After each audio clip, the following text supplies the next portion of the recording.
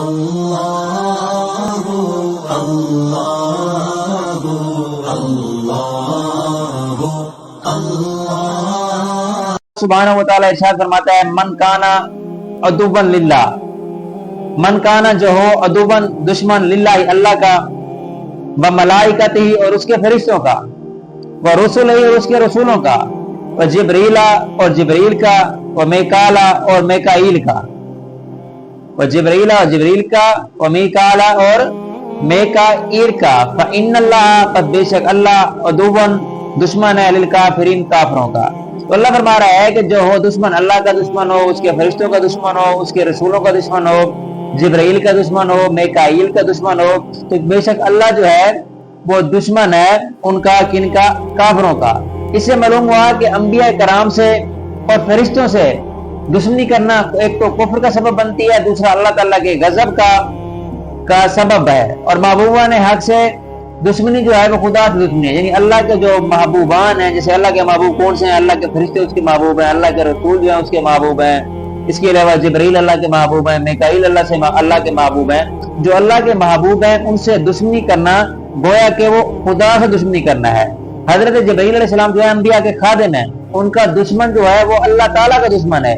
یہ بھی معلوم ہوا کہ ایک فرشتے سے دشمنی کرنا سارے فرشتے سے دشمنی کرنے کے مترادف ہے، کیونکہ یہاں ہے کہ جو دشمن اللہ کا اور اس کے فرشتوں کا، جبکہ وہ دشمنی جو ہے وہ جبرائیل سے کر رہے ہیں۔ وہ کہہ رہے ہیں کہ اگر میکائیل آپ کے پاس اگر آتے، آپ یہ کہتے کہ میرے پاس میکائیل آتے ہیں تو پھر ہم آپ کی بات پر ایمان لے آتے، جبکہ آپ کہہ رہے ہیں کہ میرے پاس جبرائیل آتے ہیں۔ یہی حال انبیاء کرام اور اولیاء اعظام سے دعوت رکھنے کا۔ اس طرح حضرت ابو ہریرہ رضی اللہ عنہ سے ایک روایت ہے، بخاری شریف کے اندر یہ حدیث پاک موجود ہے کہ حضور علیہ الصلوۃ والسلام نے فرمایا کہ اللہ تعالیٰ نے فرمایا ہے کہ جو میرے کسی ولی سے دشمنی کرے، جو کہ میرے کسی ولی سے دشمنی کرے، اس سے میں نے لڑائی کا اعلان کر دیا۔ ٹھیک ہے، جو میرے کسی ولی سے دشمنی کر رہے اس سے میں نے لڑائی کا اعلان کر دیا۔ تو اس سے یہ سمجھ آ رہی ہے کہ اللہ کے کسی ولی سے دشمنی کرنا، اللہ کے کسی فرشتے سے دشمنی کرنا، اللہ کسی رسول سے، جبرائیل سے، میکائیل سے، محبوبان حق یعنی اللہ تعالیٰ کے کسی محبوب سے دشمنی کرنا، وہ فرشتے بھی ہو سکتے ہیں، وہ اللہ کے ولی بھی ہو سکتے ہیں، وہ رسول بھی ہو سکتے ہیں۔ تو کسی بھی اللہ تعالیٰ کے محبوب سے دشمنی کرنا گویا کہ اللہ تعالیٰ سے دشمنی کرنے کے مترادف ہے۔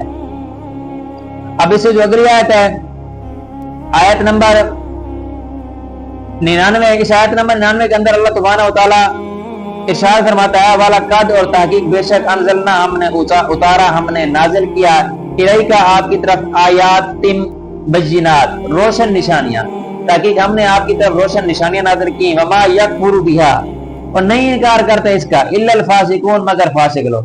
ان اللہ فرماتا ہے کہ ہم نے آپ کی طرف روشن آیات، روشن دلیلیں نازل کی، اس کا جو انکار کرنے والے ہیں، کفر کرنے والے نہیں ہیں، صرف فاسق۔ یہاں فاسق سے مراد کافر اور منافق ہیں، کیونکہ اللہ تعالیٰ کی جو آیات کا انکار کرنے والے ہیں، اللہ تعالیٰ کی جو روشن آیات ہیں قرآن پاک، اس کا جو انکار کرنے والے ہیں وہ صرف اور صرف فاسق اور کافر ہیں۔ ابن سوریہ نے آپ علیہ السلام سے کہا کہ آپ کوئی ایسی چیز لے کر نہیں ہے جسے ہم پہچانتے ہوں، اور آپ پر کوئی ایسی روشن آیت نازل نہیں ہوئی جس کی وجہ سے ہم آپ کی پیروی کریں۔ تو اللہ تعالیٰ نے اس کا رد کرتے ہوئے ارشاد فرمایا کہ اے حبیب ہم نے آپ کی طرف روشن آیات نازل فرمائی ہیں، جن میں حلال کے احکام ہیں، جن میں حرام کے احکام ہیں، جن میں حدود وغیرہ کے احکام واضح اور تفصیل سے بیان کیے گئے ہیں، اور ان کا آیتوں کا انکار وہی کرتا ہے جو ہمارے احکامات کی اطاعت نہیں کرتا، جو اللہ تعالیٰ کے احکامات پر عمل پیرا نہیں ہوتا، جو اللہ تعالیٰ کے فرامین پر عمل پیرا نہیں ہوتا۔ ان کا اعتراض ہے کہ آپ کے پاس کوئی روشن آیات نہیں ہے، تو اللہ فرما رہا ہے کہ جو آپ کے پاس قرآن مجید موجود ہے یہ اللہ کی طرف سے ہے، اور یہ بالکل روشن عیاں بیاں واضح آیات ہیں۔ اس کے اندر حدود کے، قصاص کے، حلال حرام اور دیگر معاملات کے احکام جو ہیں وہ واضح طور پر بیان کیے گئے ہیں۔ تو اس سے جو اگلی آیت ہے، آیت نمبر 100 کے اندر اللہ سبحانہ و تعالیٰ ارشاد فرماتا ہے اوَكُلَّمَا عَاهَدُوا عَادًا کیا جب کبھی وہ عادو وعدہ کرتے ہیں، عادن وعدہ کرنا، تو جب کبھی وہ وعدہ کرتے ہیں نبذہ پھینک دیتا ہے اسے فریقم منہم ان میں سے ایک گروہ۔ جب وہ کوئی وعدہ کرتے ہیں، جب وہ کوئی عہد کرتے ہیں تو ایک گروہ ان میں سے پھینک دیتا ہے، یعنی اس کو توڑ دیتا ہے۔ بل اکثرہم لا یؤمنون بلکہ ان میں سے اکثر جو ہیں وہ ایمان لانے والے نہیں ہیں۔ تو اس آیت کی تفسیر کے اندر حضرت عبداللہ بن عباس فرماتے ہیں کہ جب حضور نے یہودیوں کو اللہ تعالیٰ کا وہ عہد یاد دلایا جو انہوں نے حضور پر ایمان لانے کے متعلق تھا، تو मालिक बिन सैफ ने कहा, ये यहूदी था, कि खुदा की कसम आपके बारे में हमसे कोई अहद लिया ही नहीं गया। इसके जवाब में ये आयत नाज़िल हुई और फरमाया गया कि यहूदियों ने जब भी कोई अहद किया तो उसकी पासदारी नहीं की। उनमें से एक गुरु ने उस अहद को वैसे ही पीठ पीछे फेंक दिया, बल्कि अक्सर जो यहूदी हैं तौरात पर ईमान ही नहीं लिया, इसलिए वो अहद तोड़ने को गुनाह नहीं समझते, ना ही इस बात पर कोई परवाह करते हैं। जैसे कि हमने पिछली माकबल आयात के अंदर भी पढ़ा था कि यहूदियों ने वादा किया था कि आप तौरात लेकर आए जिसमें हमारे लिए आईने कानून हो, हमारे लिए आईने शरीयत हो, आईने इबादत हो, हम उस पर अमल पैरा होंगे। फिर वो उसके मुनकर हो गए। फिर अल्लाह तबारक व तआला ने कोई तूर पहाड़ उनके ऊपर हवा में लटका दिया। फिर पूछा कि क्या तुम ईमान लाते हो, तो उन्होंने कहा कि हम ईमान ले आए। उसके बाद फिर मुकर गए।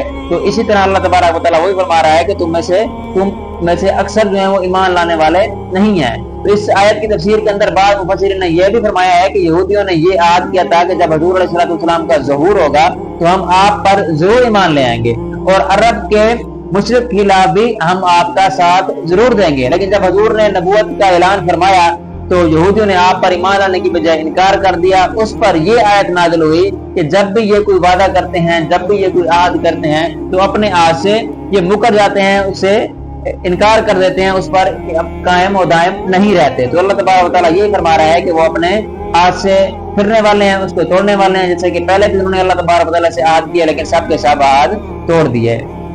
तो दुआ है कि अल्लाह तबारक व तआला हमें कुरान पाक सही सही पढ़ने, समझने और इस पर अमल करने की तौफीक अता फरमाए। व आखिरु दावाना अनिल हम्दुलिल्लाहि रब्बिल आलमीन।